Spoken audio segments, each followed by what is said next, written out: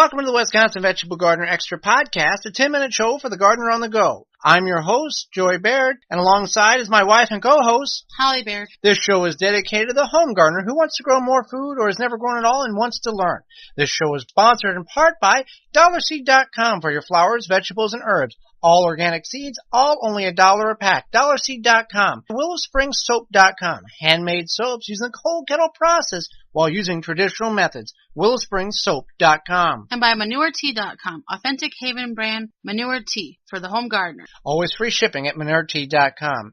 For more information and previous podcasts, our weekly YouTube show, and other podcasts and organic material, you can visit our website at thewisconsinvegetablegardener.com. Well, today we're going to talk about the different mediums you can grow in. Many people may not have a whole backyard to rip up like some of us do and are fortunate enough to have that. So we're going to speak about some of the different devices that are on the market that will enable you to grow more food or grow food in general if you don't have a yard to dig up. So we have, the first thing we want to talk about is container gardening. There's many different forms of container gardening, whether it's in a container gardening being a box that you've constructed out of some lumber, or a pot that you've purchased at your local home and garden center, or other means such as... You could do something like a vertical grow, the vertical wall garden. Yeah, it's a container garden. So, well, this one is called the vertical eco grow. It's a vertical eco grow. It's got between 6 and 9 pockets. There's another one, I believe it has 40 or 75 pockets, depending on how you maximize your growing capabilities. But it hangs on a wall, such as a garage or a fence, or they even have a bracket that you can buy that you can hang it on and set it on your balcony, porch, or patio. Yeah, I've even seen people do things like making vertical side growings out of old pallets. Yeah, that's another way. Now with that vertical eco grow, we're going to show that on our YouTube series, the different ways that you can use that to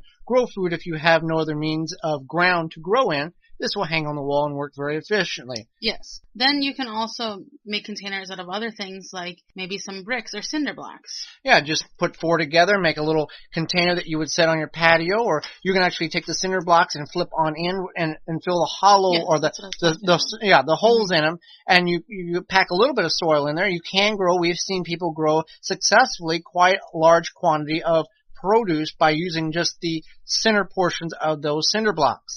I know some people will do it with strawberries, and then they'll have different levels so that when the runners shoot out, they'll have the runners go down and grow. Stair-step down. Yeah, kind of stair-step down. So that's a good one. Another thing you can grow in is raised beds. Raised beds. Now, raised beds can be anything that's elevated off the ground. For example, a dresser drawer. You can grow very successfully in a dresser drawer. Now, you want to make sure your dresser drawer is solid wood and not the compressed wood or particle board that is pressed together with toxic glue. So you want to be assured that form of a dresser drawer is safe on that level.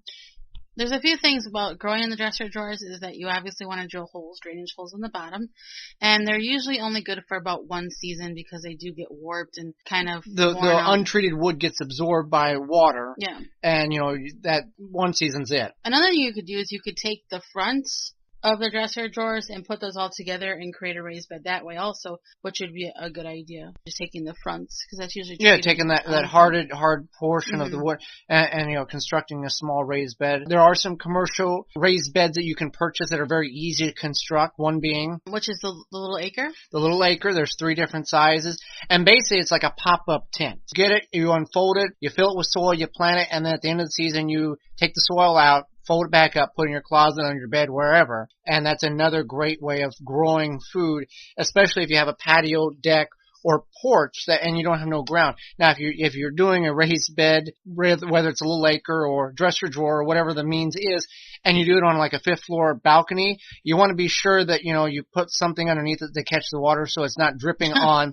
the people below you, and they can get very agitated when their patio furniture is covered with speckles of dirt and water. Yeah, so maybe a tarp or something like that would work well. Right, and it'd be very effective. And all these products we're talking about, they all have several sizes. So you could, or not several, but a couple different sizes. So if you're looking for something smaller or larger, that's always. And the little acre will be something that we will be featuring on our YouTube program as well to see how efficient it really is. And by everything we've read and seen, it's perfect for kids or adults alike. Right. So then we have the self-watering containers that you can make yourself. Self-watering containers, we make them out of 18-gallon, I guess you call these storage totes. Yes. We got the information and the suggestion from our good friend Clint at gardenfrugal.com. He's got a video on his website that shows how to construct one of these. And now you can go to your local home and garden center and buy a self-watering container, but you're looking at $50 to $70. And with these self-watering containers, we made 3 last year, 2 18-gallon ones and 1 10-gallon one, and we got a beautiful pumpkin out of it. We've got, a couple small watermelons out. They were very successful. They worked very well and very efficient. And what we're going to do this year with them, in addition to growing our melons, is we're going to grow carrots in them. Mm-hmm. We used a bucket last year, another form of a raised bed. We cut the bottom off of it, filled it with compost, and we had very large, very healthy, and very successful growing carrots.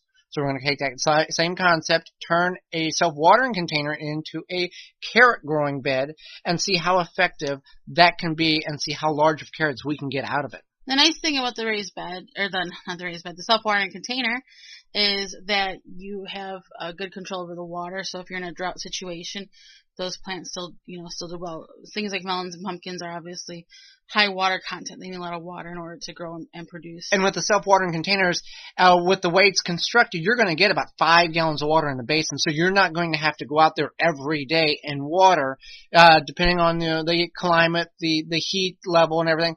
Every other day, every third or fourth day, depending on the plant you've got in it and the temperature, ambient temperature outside. So that's another good way, and it's portable too.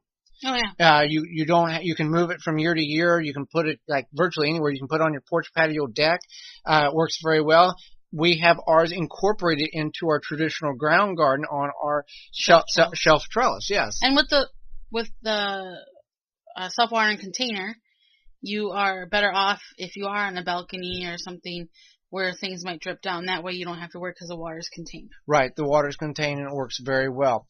Other ways of growing is simply just digging the dirt up in the backyard. Right. Now with doing that, you want to do 2 things. You want to call Digger's Hotline first.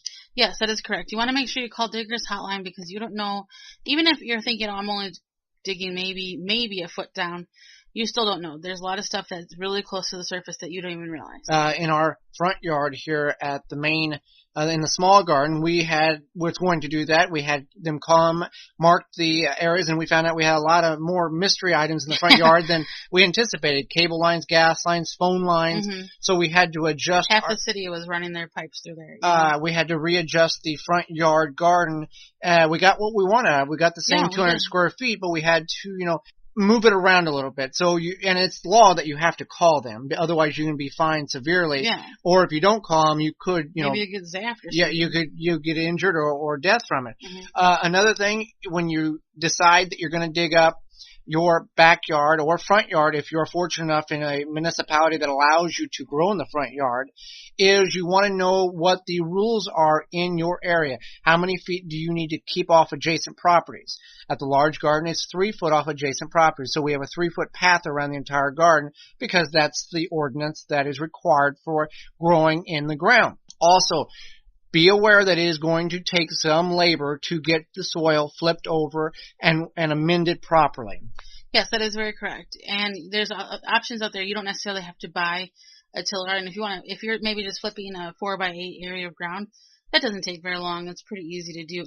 But if you have a larger area, you can always rent a tiller, or maybe you have a friend or family member that they can lend you it. Yeah, there's many different big box stores will allow you to rent a tiller for so many hours. Even locally owned businesses, some of those will have that option for you as well. So just some of the options that you have to grow in this year, whether you have a lot of ground, little ground, or no ground. There's a form of growing your vegetables in one way or another, whether you want to spend a lot of money or a little money.